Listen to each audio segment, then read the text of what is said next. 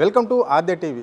So ఇప్పుడు మనతో పాటు మాజీ జేఏసీ చైర్మన్ దేవిశ్రీ ప్రసాద్ ఉన్నాడు. ఆయన అడిగి తెలుసుకునే ప్రయత్నం చేద్దాం. సార్ చెప్పండి సార్, మొన్న ముఖ్యమంత్రి అనేక వ్యాఖ్యలు చేశాడు ఉద్యోగ సంఘాల పట్ల, ఉద్యోగుల పట్ల. అంటే నేను ఎక్కడికి వెళ్ళి తీసుకురావాలి, ఇన్ని డబ్బులు కేవలం నాకు 18,000 కోట్లు మాత్రమే అవుతున్నాయి, అంతకంటే ఎక్కువ ఒక్క రూపాయి లేదు, నన్ను కోసుకుంటారా, ఎట్లా నన్ను తింటారా అని చెప్పేసి అన్నాడు. దీని వ్యాఖ్యలను మీరు ఎట్లా చూస్తారు? అంటే నేను బహుశా 34 సంవత్సరాలు ఉద్యోగ సంఘాల మెదక్ జిల్లా అధ్యక్షుడి నుంచి రాష్ట్ర అధ్యక్షునిగా పనిచేసిన. ఈ కాలంలో ఒక 10 మంది ముఖ్యమంత్రులతో పిఆర్సీల విషయంలో కావచ్చు, ఉద్యోగుల సమస్యల విషయంలో కావచ్చు అనేక సందర్భాల్లో చర్చల్లో పాల్గొన్నా. అనేక మంది ముఖ్యమంత్రులతో డైలాగ్స్ చేసిన. కానీ ఏ ముఖ్యమంత్రి కూడా ఇలా మాట్లాడినటువంటి సందర్భాలు నేను చూడలేదు. మాకు వ్యతిరేకంగా ఉన్న ముఖ్యమంత్రులు కూడా ఉద్యోగుల పట్ల చాలా సానుకూలంగా వ్యవహరించేటువంటి వాళ్ళు. అది రాజశేఖర రెడ్డి అయినా ఇంకొకరైనా కానీ ఏ ముఖ్యమంత్రి ఇట్లా నోరు వారేసుకున్నటువంటి సందర్భాలు మేము చూడలేదు. రేవంత్ రెడ్డి మాట్లాడినటువంటి మాటలు బాధ్యతారాహిత్యమైనటువంటి మాటలు, అసలు అవగాహన లేనటువంటి మాటలు. ఉద్యోగులు బోనస్ వస్తుందా, ఉద్యోగులు బోనస్ అడుగుతున్నటువంటి మాటలు మాట్లాడడం ఏ ముఖ్యమంత్రికైనా తగునా? ప్రభుత్వ ఉద్యోగులు అంటే వాళ్ళు సచివాలయంలో పనిచేసేవాళ్ళు, హెచ్ఓడిలో పనిచేసేటువంటి వాళ్ళు, జిల్లా కలెక్టర్లో పనిచేసేటువంటి వాళ్ళు ఇండస్ట్రీ యాక్ట్ కిందకి వస్తారా? సింగరేణి కార్మికులకు, విద్యుత్ కార్మికులకు బోనస్లు ఉంటాయి, మాకు బోనస్లు ఉండవు.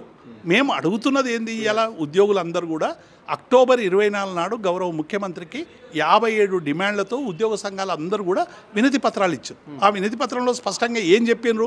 మాకు 5 డిఏలు పెండింగ్లో ఉన్నాయి, రిలీజ్ చేయమని అడిగినరు.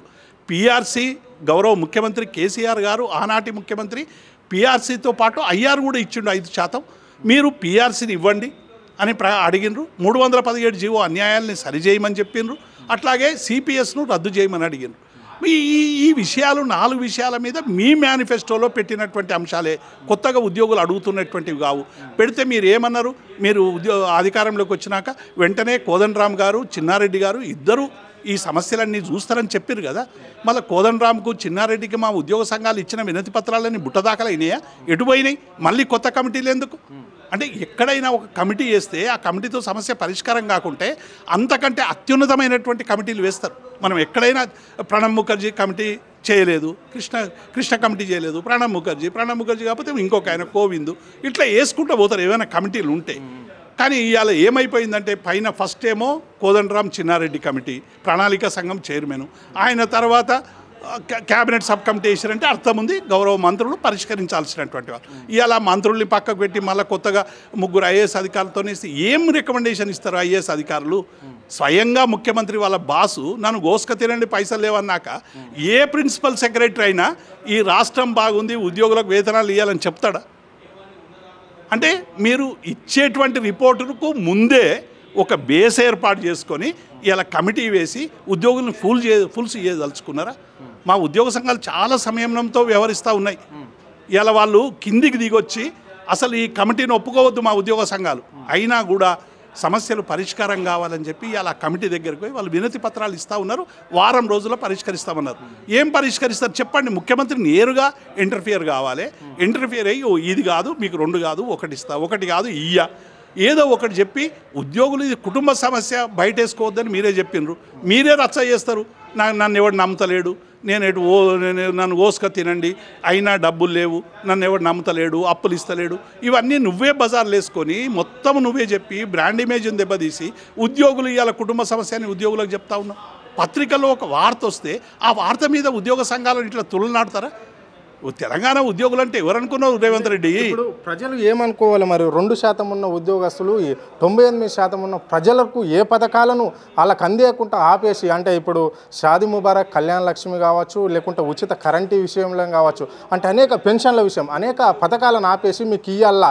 అంటే మీకు ఉద్యోగ సంఘాలకు, ఉద్యోగస్తులకు, ప్రజలకు ఉండే సంబంధం ఏ విధంగా ఉంటుంది? మరి ఈ ముఖ్యమంత్రి లాంటి వ్యాఖ్యలు చేయడానికి ఆయన ప్రధాన కారణం ఏంటి? మీ మీద అంత కకృషంగా ఎందుకున్నాడు? నేనేమంటున్నా, మీరు ప్రజలకు ఇచ్చిన హామీలన్నీ అమలు చేయండి. ఉద్యోగులు అడగరు, ₹1 అడగరు. మీరు 4,000 రూపాయలు పెన్షన్ ఇస్తామన్నారు, ఇవ్వండి. 3,500 ఇందిరమ్మ ఇండ్లు ఇస్తామన్నారు, ఇవ్వండి. షాదీ ముబారక్, కళ్యాణ లక్ష్మి, తులం బంగారం ఇస్తామని ఇవ్వండి. 2 లక్షల ఉద్యోగాలు అన్నారు, ఇవ్వండి.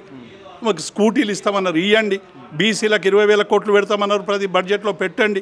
గురుకులాలకు పెడతామన్నారు, పెట్టండి. రియంబర్స్మెంట్ను పెంచుతామన్నారు, పెంచండి. రైతు బంధువును పెంచుతామన్నారు, పెంచండి. ఇవి ఏవి పెంచలేదు కదా. బాధ్యత రాహిత్యంగా ఏ ఒక్కటి చేయకుండా మీరు నిజంగానే అన్నీ చేసి అలసిపోయి సొలిసిపోయి డబ్బులు లేవంటే ఉద్యోగులు అర్థం చేసుకుంటారు. కానీ అవి చేస్తలేరు, ఇవి చేస్తలేరు కదా. మా పేరు చెప్పి వాళ్ళే చేస్తలేరు, వాళ్ళ పేరు చెప్పి మావి చేస్తలేరు. అంటే మీరు మేనిఫెస్టో పెట్టిర్రు కదా, ఈ మేనిఫెస్టో ముక్కు నేలకు రాయండి. ఇవాళ ఎందుకు మళ్ళీ మేనిఫెస్టోలో మేము తప్పు పెట్టినాం? ఆ రోజు మాకు గుర్తున్నప్పటికి కూడా మేము మేనిఫెస్టోలో అలవిగానే హామీలు పెట్టినాం. ప్రజల్ని మోసం చేసినామని ఒక 2 చెంపలేసుకుంటే ఎవడు ఏం అడగాడు. అంటే ఇప్పటి వరకు ప్రభుత్వం ఏర్పడి 16 నెలలు అవుతుంది. 16 నెలల్లో ఉద్యోగస్తులకు ఇస్తాన్న పిఆర్సీ ఒకటన్నా ఇచ్చాడా, లేకుంటే డిఎల్ కూడా ఇస్తానని చెప్పాడు. అంటే అనేక హామీలు కూడా ఇవ్వడం అనేది జరిగింది. అంటే పెన్షన్దారుల పరిస్థితి మాత్రం దారుణంగా కనిపిస్తుంది రాష్ట్రంలో. మరి వాళ్ళ పరిస్థితి ఏంటి? నేను ఏమంటున్నా, నేను ఇంతకుముందే అనేక సందర్భాల్లో చెప్పిన 10,000 మంది ఉద్యోగులు రిటైర్ అయినారు. ఈ రిటైర్ అయిన ఉద్యోగులందరూ కూడా 42 రోజులు సకల జనుల సమ్మె చేసిన వాళ్ళు, పెన్ డౌన్ చేసిన వాళ్ళు, మిలియన్ మార్చ్ చేసిన వాళ్ళు, తర్వాత సంసద్ యాత్ర చేసిన వాళ్ళు, తెలంగాణ రాష్ట్ర సాధన కోసం తమ జీవితాన్నంతా కరగబోసినటువంటి వాళ్ళు రిటైర్ అవుతూ ఉన్నారు. వాళ్ళందరూ 61 ఏళ్ళు ఉన్నటువంటి వాళ్ళు ఇవాళ రిటైర్ అయినాక వాళ్ళు దాచుకున్న పైసలు జీపీఎఫ్ గవర్నమెంట్ ఇవ్వాల్సిన పని లేదు. జీపీఎఫ్ కానీ జిఎల్ఐ కానీ వాళ్ళు దాచుకున్న డబ్బులు అవి కూడా ఇస్తలేరు. ఉద్యోగుల సొమ్మంతా వేరే దిక్కు వాడుకుంటున్నారు, ఉద్యోగులకేమో ఎగబెడతా ఉన్నారు. ఆ 10,000 మంది కన్నీరు గారుస్తున్నారు, మేము ఆత్మహత్యలు చేసుకుంటామన్నారు, కోట్లకు పోతా ఉన్నారు. ఇంత కనికరం లేదా ప్రభుత్వానికి? ఆ 10,000 ఉద్యోగులకు సంబంధించినటువంటి మీరు ఏరియర్స్ రిలీజ్ చేయండి. ఉద్యోగులకు ఇచ్చినటువంటి హామీలు అమలు చేయమని వాళ్ళు అడుగుతూ ఉంటే మీరు రిటైర్ అయిన ఉద్యోగులకు నెలకు 300 కోట్లు ఇస్తామంటే 10 ఏళ్ల వరకు ఇస్తావా? 10 ఏళ్ల వరకు వాడు బతుకుతాడా? కాబట్టి అసలు ఉద్యోగుల పట్ల ఇంత కనికరం లేకుండా మీరు వాయిస్తారు. నిజంగానే ఆర్థిక పరిస్థితి బాగాలేదని అనుకుందాం ఒక మాట. ఉద్యోగులు పిలిచి మాట్లాడండి, ఇగో పలానా రోజు ఇస్తాం, పలానా డిఏ పలానా రోజు ఇస్తాం, పలానాది పలానా రోజు ఇస్తాం, ఏం చెప్పరు కదా. ఆల్రెడీ ముఖ్యమంత్రి ఆధ్వర్యంలో కమిటీకి ఏర్పాటు చేయడం అనేది జరిగింది. కోదండరాం సార్ చెన్నారెడ్డిని ఇద్దరిని కలిపి ఒక కమిటీ అని చెప్పేసి ఏర్పాటు చేశారు. అంటే ఆ ఉద్యోగ సంఘాలను ఎన్నిసార్లు పిలిచి ఆ కమిటీలో పాల్గొన్నారు? అంటే ఆ రివ్యూ మీటింగ్ ముఖ్యమంత్రి వచ్చిండా? వస్తేనే ఇలాంటి మాటలు మాట్లాడవలసి వచ్చిందా ఈ ముఖ్యమంత్రి ఈ రాష్ట్రంలో? ఇప్పుడు కోదండరాం చెన్నారెడ్డి కమిటీ అని ఓవరాల్గా అనౌన్స్ చేసిండ్రు, జీవో ఇవ్వలేదు. ఇవ్వకుండా కోదండరాం దగ్గరికి చిన్నారెడ్డి దగ్గరికి మా ఉద్యోగ సంఘాలు ఇప్పుడు పోయినట్టుగానే రోజు పోయినాయి, అన్ని ఇచ్చారు. కోదండరాంకి అయితే గత 5-6 ఏళ్లుగా ఉద్యోగ సంఘాల సమస్యలు అన్నీ తెలుసు. ఆయన ప్రభుత్వానికి నివేదించారు. మీరు కోదండరాం ఇచ్చిన నివేదిక మీద చర్యలు తీసుకోండి. మళ్ళీ కొత్త కమిటీ ఎందుకు? ఆయన కోదండరాం మాయమైపోయాడు. ఎందుకంటే కోదండరాం ఏం చెప్పాడో మాకు తెలియదు. కోదండరాం మాయమైపోయాడు, చిన్నారెడ్డి మాయమైపోయాడు. మళ్ళీ క్యాబినెట్ సబ్ కమిటీ వచ్చింది. కానీ క్యాబినెట్ సబ్ కమిటీ కన్నా మళ్ళీ చెప్దాం, రామాయణం అయినాక రావణ్కి సీత ఏమవుతుంది అన్నట్టు వేసిన ప్రతి కమ్యూనిటీ ముందు 10 రోజులు చెప్తున్నారు విషయాలన్నీ. చెప్పిన విషయాలే చెప్తున్నారు ఉద్యోగులు. అంటే కాంగ్రెస్ నాయకులే ఒక్కరేమో ముఖ్యమంత్రి టెంప్ట్ అయి మాట్లాడండి అంటున్నారు, ఒక ఆయనేమో కరెక్ట్గా మాట్లాడండి అని చెప్పేసి ఒక కీలక మంత్రి కూడా అంటున్నాడు. అంటే ఉద్యోగస్తుల పట్ల కరెక్ట్గా మాట్లాడండి అంటున్నాడు. ఈ వాక్యాలను మీరు ఎట్లా చూస్తారు? నవ్వొస్తుంది. ఎందుకంటే మా శ్రీధర్ బాబు గారు చాలా విజ్ఞుడు, చాలా ఉన్న మంత్రులలో మాకు అపారమైన గౌరవం ఉన్నటువంటి నాయకుడు. శ్రీధర్ బాబు గారు ముక్కుసూటిగా మాట్లాడినరు ఈ ముఖ్యమంత్రి అంటే. ఈ ముక్కుసూటితనం ఎన్నికలప్పుడు ఎటువైంది శ్రీధర్ బాబు గారు? మేము అడుగుతున్నాం. ముక్కుసూటిగా ఆ రోజు చెప్పనుంటారు 2 లక్షలు రుణమాఫీ అందరికీ సాధ్యం కాదు, రైతు బంధు పెంచడం సాధ్యం కాదు, 2 లక్షలు ఉద్యోగాలు ఇవ్వడం సాధ్యం కాదు, 4,000 పెన్షన్ ఇవ్వడం సాధ్యం కాదు, తులం బంగారం అసలే సాధ్యం కాదు అని చెప్తే ప్రజలు మిమ్మల్ని గెలిపిద్దురా ఓడగొడుతురా అది తర్వాత సమస్య. కాబట్టి మీరు అప్పుడేమో ముక్కుసూటికి చెప్పారు, దొంగ తిరుగుడు సమాధానాలు చెప్తారు, ప్రజలకు అందరికి కూడా మోసం చేస్తారు. ఎన్నికల్లో గెలిచినాక ముక్కుసూటి తత్వం ఇప్పుడు వచ్చిందా మీకు? ప్రతిపక్షంలో ఉన్నప్పుడేమో అలవిగానే హామీలు ఇస్తారు, అధికారంలోకి వచ్చినాక ముక్కుసూటి. అంటే అధికారంలో ఉంటేనే మీరు ముక్కుసూటి. మీరు ఏమన్నారు? కడుపు కట్టుకొని నేను ఇవన్నీ చేస్తా అన్నారు. మరి కడుపు కట్టుకున్నారా? కడుపు తెరిచిండ్రా? కడుపుని ఇంకెవరికైనా అప్పచెప్పినరా? ఆ కడుపును ఏఐసిసికి గాంధీ భవన్కి ఏమన్నా లీజ్కి ఇచ్చిండ్రా? చెప్పాలి కదా, ప్రజలకు సమాధానం చెప్పాలి. పదే ముఖ్యమంత్రి అంటుంటాడు, అప్పు ఎవ్వరు ఇస్తలేరు, నేను ఢిల్లీకి పోయినా కానీ నేను ఢిల్లీకి పోతే నేను చెప్పులు తీసుకొచ్చుకునే పరిస్థితి ఎత్తుకపోతాడేమన్నట్లు చూస్తున్నారు, ఒక దొంగలాగా చూస్తున్నారు బ్యాంకులు కూడా నన్ను అంటున్నాడు. ఈ వ్యాఖ్యలను ఒక ముఖ్యమంత్రిగా ఉండి ఇలాంటి వ్యాఖ్యలు చేయొచ్చా? ముఖ్యమంత్రి అసలు ఏమనుకుంటుండో అర్థం కాదు. 2.5 లక్షల కోట్లు మన దావోస్లో అగ్రిమెంట్లు అయినాయని ఇదే ముఖ్యమంత్రి గారు పెద్ద ప్రెస్ మీట్ పెట్టి మా బట్టి విక్రమార్క గారు ఊరంతా అప్పుడు కేసీఆర్ పోతే కేటీఆర్ పోతే రూపాయి రాలేదు, మేము పోయినాం 2.5 లక్షల కోట్లు అప్పు తెచ్చినామన్నారు. మళ్ళీ నీ చెప్పులను చూసి ఇచ్చిర్రా, తెలంగాణను చూసి ఇచ్చిర్రా? అంటే అదన్నా అబద్ధం కావాలి, నువ్వు చెప్తున్నదని అబద్ధం కావాలి. అంటే తెలంగాణ బ్రాండ్ ఇమేజ్ని చూసి 2.5 లక్షల కోట్లు పెట్టుబడులు వచ్చినాయని మీరే చెప్తున్నారు. ఇలా పైసలు ఉడతలేవని మీరే చెప్తున్నారు. ఏది నిజము?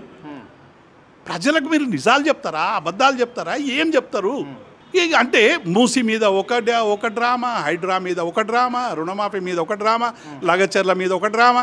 ఇంకొక మంత్రి అయితే కేటీఆర్కు మాట్లాడే నైతిక హక్కు లేదంటాడు.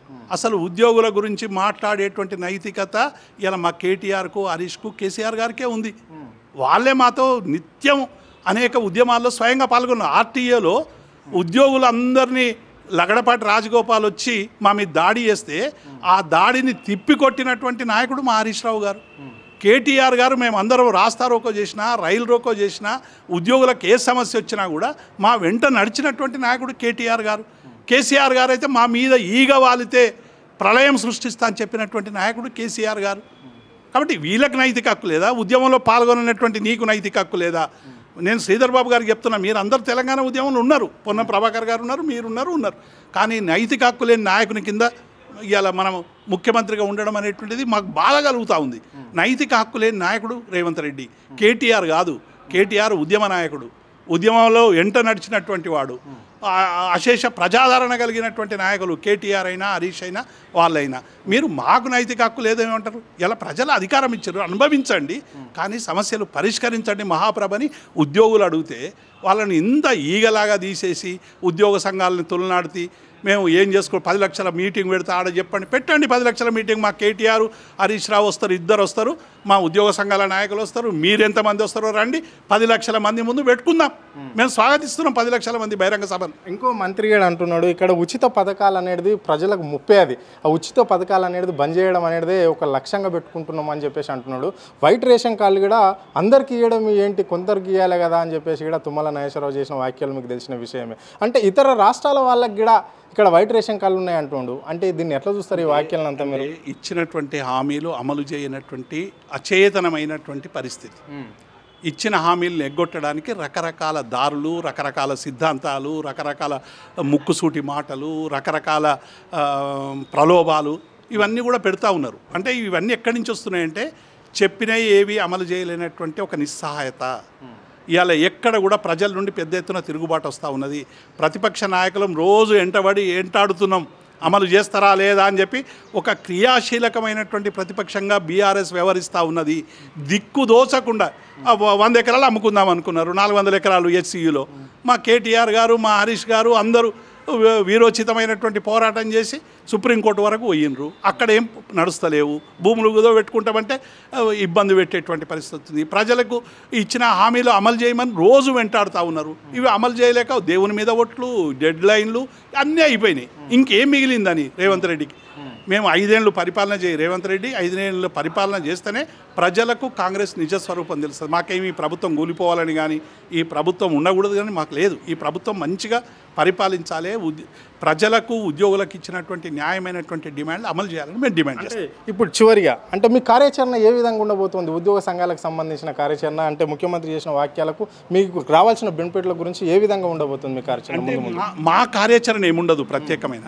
ఉద్యోగ సంఘాల కార్యాచరణకే మేము తోడుంటాం. ఎందుకంటే 30 సంవత్సరాల పాటు ఆ ఉద్యోగ సంఘాల్లో పనిచేసినాం. వాళ్ళ కష్టంతో, వాళ్ళ కన్నీళ్లతో రోజు వెంటబడి నడిచినాం. అనేక జీవన ప్రమాణాల పెంపు కోసం నిరంతరం పొట్లాడినటువంటి వాళ్ళం కనుక వాళ్ళ కష్టం వచ్చినా, కన్నీళ్ళు వచ్చినా వాళ్ళు ఎంటూ ఉంటాం. కానీ ప్రభుత్వాలు మా ఉద్యోగుల పట్ల ఇటువంటి వ్యవహారం చేస్తే డెఫినెట్గా వాళ్ళ పక్షం ఉంటాం, వాళ్ళ వెంట నడుస్తాం. Okay, right, thank you. ఇది పరిస్థితి. రేవంత్ రెడ్డి మాత్రం ఇక్కడ ఇచ్చిన 6 గ్యారెంటీలు అమలు చేయకుండా కావాలని ఆయన ఏదో తప్పుతో పట్టించే ప్రయత్నం చేస్తూ ఉద్యోగస్తులను టార్గెట్ చేసి, ఉద్యోగ సంఘాలను టార్గెట్ చేస్తూ వాళ్ళకి ఇచ్చే బెనిఫిట్లు ఇవ్వకుండా టార్గెట్ చేసి మాట్లాడుతున్నాడు. అయినప్పటికీ కూడా అన్ని రాజకీయ పార్టీలను, అన్ని సంఘాలను కలుపుకొని ఉద్యోగులకు వచ్చే బెనిఫిట్ల కోసం పోరాటం చేస్తామని చెప్పేసి కూడా ఆయన చెప్పడం అనేది జరిగింది. కెమెరా పర్సన్ రఘుతో, అరుణ్, ఆద్య టీవీ, హైదరాబాద్.